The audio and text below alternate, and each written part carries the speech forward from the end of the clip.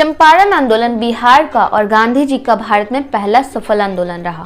चंपारण आंदोलन का मुख्य कारण था नील की खेती। चंपारण में 19वीं सदी से ही 3 कठिया व्यवस्था लागू कर दिया गया था। इस व्यवस्था के तहत अंग्रेज किसानों से उनके 20 कट्ठा जमीन में से 3 कट्ठा जमीन पर नील की खेती करवाते थे।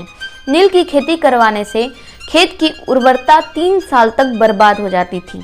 3 साल तक किसान उस खेत में कोई भी फसल नहीं उगा सकते थे। 19वीं सदी में जर्मनी में आर्टिफिशियल नील की खोज हो जाने के कारण भारत में बनने वाले नील की डिमांड कम हो गई, जिसके कारण भारतीय किसानों को लाभ नहीं होने लगा और अंग्रेज उन्हीं की जमीन को वापस करने के लिए उन्हीं की जमीन पर बहुत सारे टैक्स लगा दिए। गांधी जी जब दक्षिण अफ्रीका से 1915 में वापस आए तो 1916 के लखनऊ अधिवेशन में जब उन्होंने भाग लिया तो उसी अधिवेशन में राजकुमार शुक्ल ने गांधी जी से मुलाकात किया और उन्होंने चंपारण की समस्याओं के बारे में सारे बातें बताई। फाइनली 1917 में गांधी जी चंपारण आए।